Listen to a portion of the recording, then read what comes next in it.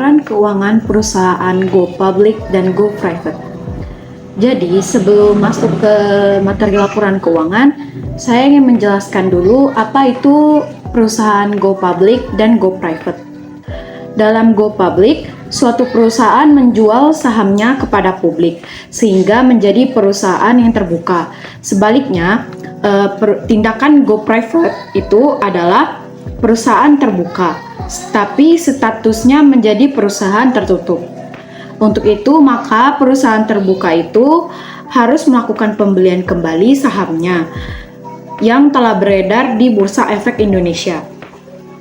Saham perusahaan yang sudah resmi Go Private akan dihapus dari bursa dan tidak dapat diperdagangkan kembali. Nah, tentunya delisting itu dilakukan secara sukarela, sehingga bursa tidak memiliki hak untuk melakukan forced delisting secara paksa. Selanjutnya, saya akan membahas laporan keuangan PT Indofood Sukses Makmur Tbk, yang merupakan perusahaan ini adalah perusahaan Go Public. Yang pertama ada rasio likuiditas. Untuk menghitung rasio likuiditas itu ada 3 metode, yaitu yang pertama current ratio. Current ratio itu dihitung dengan cara current assets dibagi current liabilities dikali 100%, atau dalam bahasa Indonesianya aset lancar dibagi dengan utang lancar dikali 100%, sama dengan 54.876.668 rupiah dibagi 30.725.942 rupiah dikali 100%. Hasilnya sama dengan 178,6%. Lalu yang kedua ada quick ratio. Nah, rumusnya itu aset lancar dikurang persediaan dibagi utang lancar dikali 100% sama dengan 54.876.668 rupiah dikurang 16.517.373 rupiah dibagi 30.725.942 rupiah dikali 100% sama dengan 124,8%. Yang ketiga ada cash ratio, sama dengan kas dibagi utang lancar dikali 100%. Nah, sama dengan 25.945.916 rupiah dibagi 30.725.942 rupiah dikali 100% sama dengan 84,4%. Selanjutnya rasio profitabilitas. Ada 5 metode dalam rasio profitabilitas ini. Yang pertama ada gross profit margin, sama dengan laba bruto dibagi penjualan dikali 100%. Dalam laporan keuangannya tertera laba bruto 33.771.679 rupiah dibagi 110.830.272 rupiah dikali 100% sama dengan 30,7%. Yang kedua ada operating profit margin, dihitung dengan laba sebelum bunga dan pajak dibagi penjualan dikali 100% sama dengan 12.318.765 rupiah dibagi 110.830.272 rupiah dikali 100% sama dengan 11,1%. Yang ketiga ada net profit margin, dihitung dengan laba bersih setelah bunga dan pajak dibagi penjualan dikali 100%. Nah, sama dengan 9.192.569 rupiah dibagi 110 Rp5.830.272 dikali 100% sama dengan 8,3%. Yang ketiga ada return on assets atau ROA. Itu dihitung dari laba sebelum pajak dibagi total aset dikali 100% sama dengan Rp12.318.765 dibagi Rp180.433.300 dikali 100% sama dengan 6,8%. Yang terakhir ada return on equity atau ROE. Itu dihitung dari laba setelah pajak dibagi total ekuitas dikali 100% sama dengan Rp9.192.569 dibagi Rp93.623.038 dikali 100% sama dengan 9,8%. Selanjutnya ada rasio solvabilitas. Ada 3 metode untuk menghitungnya. Yang pertama ada debt to asset ratio atau DAR. Yaitu sama dengan total utang dibagi total aset dikali 100% sama dengan Rp80.810.262 dibagi Rp180.433.300 dikali 100% sama dengan 48,1%. Yang kedua ada debt to equity ratio atau DER sama dengan total utang dibagi total ekuitas dikali 100% sama dengan Rp84.910.262 dibagi Rp99.623.038 dikali 100% sama dengan 92,7%. Yang ketiga ada long term debt to total capitalization, yaitu sama dengan utang jangka panjang dibagi modal ditambah utang jangka panjang dikali 100% sama dengan Rp49.181.720 dibagi Rp93.623.038 ditambah Rp49.181.720 dikali 100% sama dengan 34,4%. Selanjutnya ada rasio aktivitas. Di sini ada 3 metode. Yang pertama, inventory turnover. Dihitung dari cost of goods sold atau HPP, harga pokok penjualan, dibagi dengan average inventory atau rata-rata persediaan. Nah, HPP itu didapat dari laporan keuangannya sebesar Rp75.853.593 dibagi dengan Rp14.604.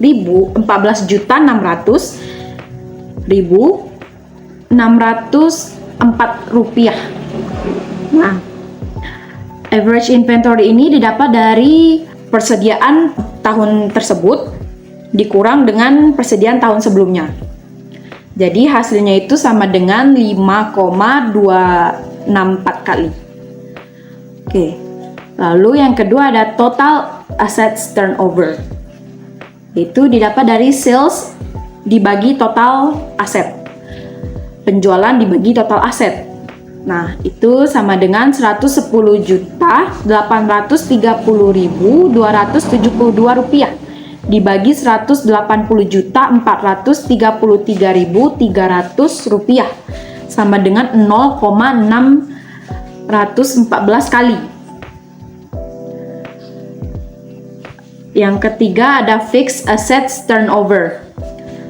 Dihitung dari penjualan dibagi aset tetap sama dengan Rp110.830.272 dibagi 47.410.528 rupiah sama dengan 2,338 kali. Lalu adapun rasio nilai pasar dihitung dengan earning per share atau EPS. Itu dihitung dari laba setelah pajak dibagi jumlah saham yang beredar. Laba setelah pajak itu sama dengan laba tahun berjalan. Sedangkan jumlah saham yang beredar itu didapat dari modal yang ditempatkan di dalam laporan keuangan. Laba setelah pajaknya itu 9.192.569 rupiah dibagi 8.780.426.500 rupiah sama dengan 0,001. Untuk selanjutnya yaitu laporan time series. Di sini kami menggunakan metode tren pada perusahaan publik yaitu PT Indofood, di mana metode tren yang kami menggunakan yaitu metode kuadrat terkecil. Terdapat kolom tahun, penjualan atau Y, kode tahun X, YX, X kuadrat, tren, dan persentase tren. Untuk rumus metode kuadrat terkecil sendiri, yaitu ada Y aksen sama dengan A ditambah BX. Untuk mendapatkan nilai A, kita akan menggunakan penjumlahan dari penjualan atau sigma Y dibagi dengan N atau banyaknya tahun yang digunakan. Untuk mencari nilai B, kita menggunakan sigma XY atau penjumlahan dari kolom XY tadi dibagi dengan penjumlahan dari X kuadrat atau sigma X kuadrat. Di sini kami menggunakan 7 tahun, yaitu dari tahun 2016 sampai tahun 2022. Dengan penjualan di tahun 2016 sebanyak Rp66.659.484. Di tahun 2017 penjualannya terdapat Rp70.186.618 dan seterusnya sampai ke tahun 2022. Untuk kode tahun, ini kita akan melakukannya dengan urutan dari tahun 2016 yaitu kode tahunnya 1, 2017 kode tahunnya 2, dan seterusnya sampai ke tahun 2022 dengan kode tahun X-nya yaitu 7. Untuk kolom YX, kita mendapatkannya dari hasil perkalian dari penjualan Y dikali dengan kode tahun X, yaitu di tahun 2016 penjualannya Rp66.659.484 dikali 1. Maka di kolom YX-nya pada tahun 2016 sebesar Rp66.659.484. Untuk kolom X kuadrat, di sini kita mengkalikan menjadi pangkat 2 untuk kode tahun X. Jadi di tahun 2016 X kuadratnya 1 dan seterusnya sampai ke tahun 2022. Dari kolom tren, kita mendapatkan hasilnya menggunakan rumus metode kuadrat terkecil itu sendiri, yaitu rumusnya Y aksen sama dengan A ditambah BX. Dengan nilai A-nya kita dapat dari penjumlahan nilai penjualan atau Y, yaitu Rp509.463.571 dibagi dengan N, yaitu banyaknya tahun yang kita gunakan. Karena di sini kami menggunakan tahunnya sebanyak 7, jadi kami membagikannya dengan 7 tahun. Jadi nilai A-nya sebesar Rp72.780.510. Untuk nilai B-nya kita akan mendapatkannya dari penjumlahan atau sigma XY dibagi dengan sigma X kuadrat atau penjumlahan dari X kuadrat, yaitu dari sigma XY-nya sebesar Rp2.272.2.710 dibagi dengan 140, dan kita akan mendapatkan hasilnya untuk nilai B-nya sebesar Rp16.228.591. Maka untuk mendapatkan nilai tren di tahun 2016, kita akan memasukkan rumusnya, yaitu Y aksen tadi sama dengan A, nilai A-nya yaitu sebesar Rp72.780.510 dengan nilai B sebesar Rp16.228.591 dikali dengan X, yaitu kode tahun X sebesar 1 di tahun 2016. Maka nilai tren yang kita dapatkan yaitu sebesar Rp89.9101. Untuk mendapatkan nilai persentase tren, kita akan menghitung nilai Y atau penjualan dibagi YT atau tren dikali dengan 100. Untuk tahun 2016, kita menghitung trennya didapat dari Rp66.959.484 dibagi dengan Rp89.901 dan dikali 100. Maka untuk nilai persentase tren di tahun 2016 sebesar 74,89%. Dan untuk seterusnya, perhitungannya sama sampai ke tahun 2022. Untuk selanjutnya, ini ditampilkan grafik metode tren metode kuadrat terkecil, yaitu grafiknya menunjukkan dari penjualan di tahun 2016 sebesar 66.659.484 mengalami peningkatan di tahun 2017 menjadi 70.186.618 dan mengalami penurunan di tahun 2018 menjadi penjualannya sebesar Rp34.413.407 dan mengalami sedikit penaikan lagi penjualannya di tahun 2019 menjadi Rp42.296.703 dan mengalami penaikan seterusnya hingga tahun ke-7 yaitu di tahun 2022 sebesar Rp110.830.272 Untuk selanjutnya, laporan rasio. Di sini kami menggunakan laporan keuangan dari PT Surya Intrindo Makmur Tbk, di mana data kali ini kita menggunakan uang sesungguhnya. Untuk sebelumnya kan pada PT Indofood kita menggunakan data keuangannya dijadikan dalam jutaan, sedangkan data kali ini dalam miliaran atau data uang sesungguhnya. Untuk laporan rasio, kita harus mencari dulu rasio likuiditasnya. Di dalam rasio likuiditas terdapat current ratio, quick ratio, dan cash ratio.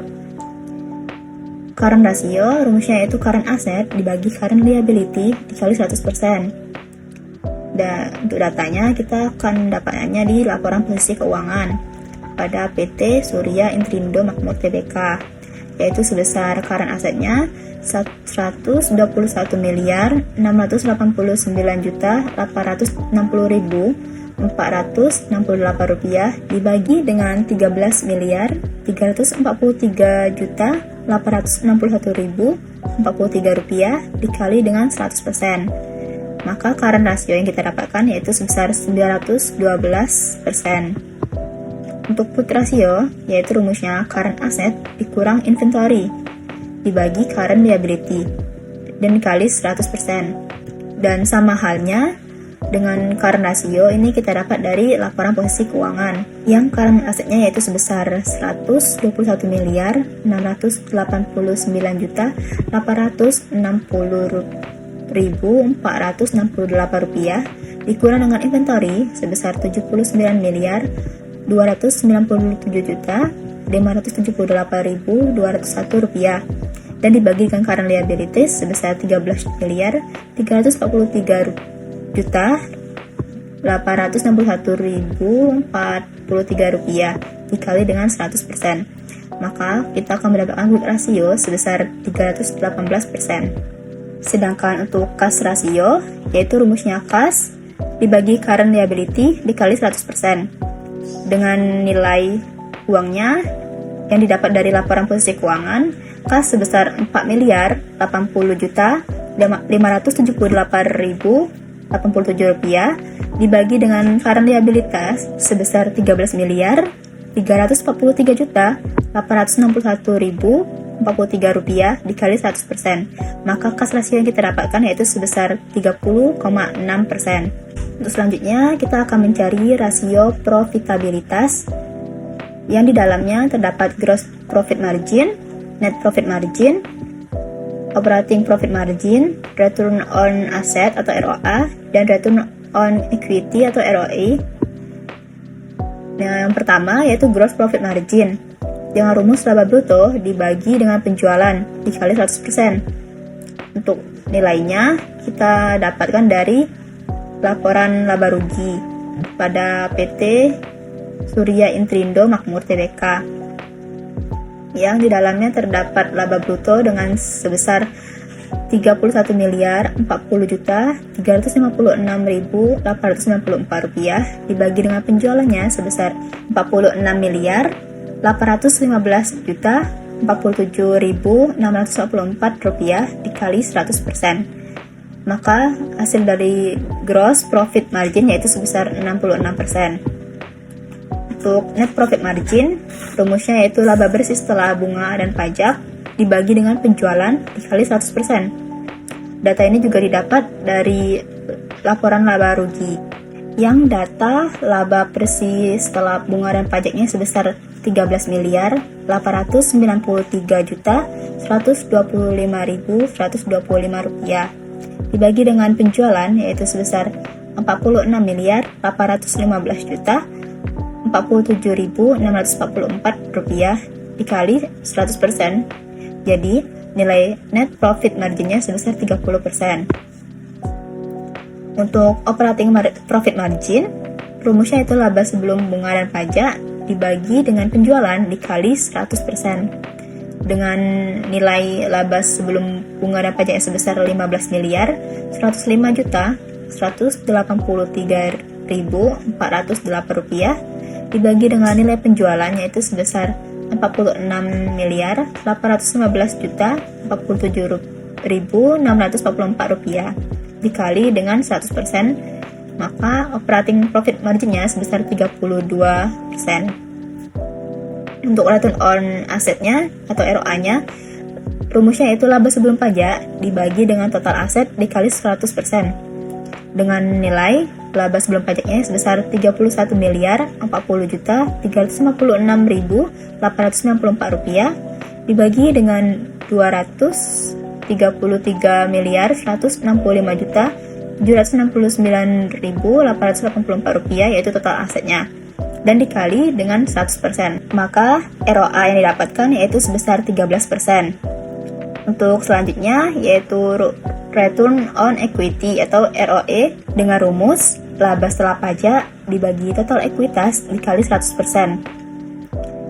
Untuk nilai laba setelah pajaknya yaitu sebesar 13 miliar 893 juta 125.125 rupiah dibagi dengan total ekuitasnya yaitu sebesar 209 miliar 397 juta 799.261 rupiah dikali dengan 100%, maka total dari return on equity yaitu sebesar 7%. Selanjutnya di sini kita akan masuk ke rasio solvabilitas, di mana yang pertama kita mencari debt to asset ratio atau DAR. Rumus DAR sendiri yaitu total liability dibagi total aset dikali 100%, di mana total liability dan total aset itu didapat dari laporan posisi keuangan. Nah, di sini total liability memiliki jumlah sebesar 23 miliar 767 juta 970.623 rupiah dibagi dengan total asetnya sebesar 233 miliar 165 juta 769.884 rupiah dikali 100% sehingga mendapatkan hasil sebesar 10%. Selanjutnya untuk debt to equity ratio atau DER, di sini juga sama menggunakan total liability, tetapi dia menggunakan pembaginya sebagai total ekuitas, di mana total ekuitas juga didapat dari laporan posisi keuangan dan dikali 100% lagi. Nah, total liability-nya sama seperti yang tadi, yaitu 23 miliar 767 juta 970.623 rupiah dibagi dengan total ekuitasnya sebesar 203 miliar 397 juta 799.261 rupiah dikali 100% dan hasilnya menjadi 11%. Yang terakhir, kita juga mencari long term debt to total capitalization dengan rumus utang jangka panjang dibagi modal ditambah utang jangka panjang dikali 100%. di mana utang jangka panjang, modal, dan utang jangka panjang ini didapat dari laporan posisi keuangan. Dengan jumlah utang jangka panjang sebesar 10.424.109.580. Dibagi modalnya itu sebesar 209.397.799.261 rupiah ditambah tadi sama utang jangka panjangnya. Menjadi hasilnya 5%. Selanjutnya rasio aktivitas. Nah, di rasio aktivitas ini kita yang pertama mencari inventory turnover dengan rumus cost of goods sold dibagi dan average inventory. Di mana cost of goods sold itu didapat dari laporan laba rugi dan average inventory didapat dari laporan posisi keuangan. Di mana jumlah cost of goods sold-nya sebesar 15.771.690.750 rupiah dan average inventory-nya 74.111.515 rupiah. Sehingga inventory turnover-nya sebanyak 0,21 kali. Selanjutnya total asset turnover yaitu menggunakan rumus sales dibagi total assets, di mana sales di sini terdapat di dalam laporan laba rugi dan total aset terdapat di laporan posisi keuangan. Sales sendiri di sini jumlahnya sebesar 46.815.047.644 rupiah dan total asetnya sebesar 233.165.769.884 sehingga didapat hasil total aset turnover-nya sebesar 0,20 kali. Selanjutnya, fixed asset turnover didapat dari sales dibagi dengan fixed asset. Sales tadi sama, dia didapat dari laporan laba rugi dan fixed asset didapat dari laporan posisi keuangan. Di mana jumlah sales tadi sama seperti yang total asset turnover yaitu sebesar 46.815.087.644 dibagi dengan fixed assetnya sebesar 23.993.993.271 rupiah sehingga total fixed asset turnover-nya sebesar 1,96 kali. Selanjutnya rasio nilai pasar. Terdapat satu rumus yaitu earning per shares atau EPS dengan rumus laba setelah pajak dibagi dengan jumlah saham yang beredar. Di mana laba setelah pajak di sini didapat dari laporan laba rugi dan jumlah saham yang beredar didapat dari laporan posisi keuangan, bagian modal ditempatkan dan disetor. Di mana laba setelah pajak sebesar 13.425.125.125 rupiah.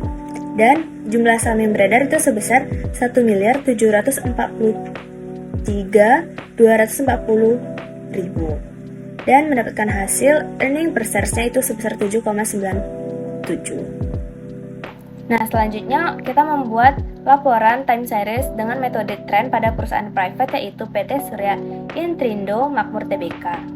Nah, jadi di sini kita menggunakan salah satu metode yaitu metode kuadrat terkecil dengan menggunakan 7 tahun, yaitu pada tahun 2016 sampai tahun 2022. Untuk membuat metode kuadrat terkecil ini, kita pertama-tama membuat 7 kolom dulu. 7 kolom itu terdiri dari kolom tahun, penjualan yang ditanya atau Y, kode X per tahun, Y dikali X kuadrat, tren, dan Y dibagi Y aksen yaitu persentase trennya.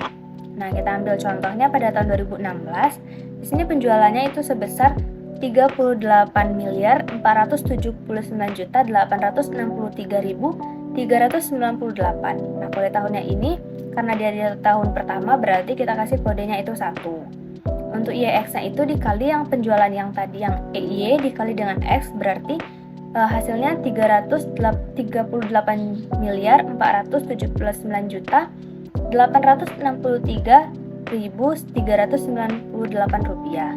Nah, untuk X aksen X kuadratnya itu dikalikan tadi yang tahunnya itu 1 dikali 1 berarti 1. Nah, untuk tren ini pertama-tama kita harus mencari dulu Y aksennya. Y aksen itu rumusnya A ditambah BX, di mana A merupakan sigma Y dibagi dengan N. Sigma Y itu hasilnya itu ada 278.815.304 rupiah dibagi dengan N itu sebesar 7, jadi hasilnya 38.839.830.758 rupiah.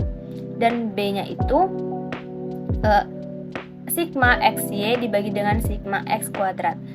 Nah, sigma XY dibagi dengan sigma X kuadrat sebesar 1.770.486.487.031 rupiah dibagi dengan 140, dan hasilnya 8.332.403.479 rupiah. Jadi hasil dari sigma Y itu ditambah yang A ditambah B tadi dikali X. Nah, hasil trennya itu tadi 390.839.830.758 ditambah yang B-nya tadi 8.362.403.739 rupiah dikali X. X-nya itu karena kan tadi untuk tahun yang pertama jadi dikali 1, sehingga didapat nilai trennya 48.202.234.237 rupiah. Nah, untuk mencari persentase trennya itu menggunakan rumus Y dibagi Y aksen dikali 100%. Nah, untuk persentase tren ini kita mengalihkan penjualannya itu 38.479.863.398 rupiah dibagi dengan trennya sebesar 48.234.237 rupiah dikali 100 hingga hasilnya 79,83%. Nah, untuk yang lainnya juga sama cara mencarinya seperti cara pertama tadi. Selanjutnya kita masuk ke grafik metode tren dengan menggunakan analisis time series. Jadi untuk garis horizontalnya itu kita memasukkan penjualan dari yang 38 miliar sampai ke yang paling tinggi itu sebesar 64 miliaran. Nah, yang untuk garis vertikal itu untuk tahunnya, yaitu tahun pertama, kedua, ketiga sampai tahun ke-7. Nah, di sini dapat kita lihat pada tahun pertama itu penjualan sebesar 38.479.863.398 rupiah. Itu mengalami penurunan pada tahun kedua, yaitu tahun kedua menjadi 24.057.450.568 rupiah. Nah, pada tahun ketiga itu mengalami lagi kenaikan sebesar 61.188.085.828 rupiah. Tahun keempat mengalami penurunan lagi menjadi 32.937.106.775 rupiah. Tahun kelima ternyata mengalami penurunan yang lebih turun lagi, yaitu menjadi sebesar 11.283.862.141 rupiah. Ternyata di tahun ke-6 terjadi peningkatan yang sangat pesat, yaitu menjadi 64.117.398.950 rupiah. Dan tahun ke-7 ternyata mengalami penurunan lagi menjadi 46.815.47.644 rupiah.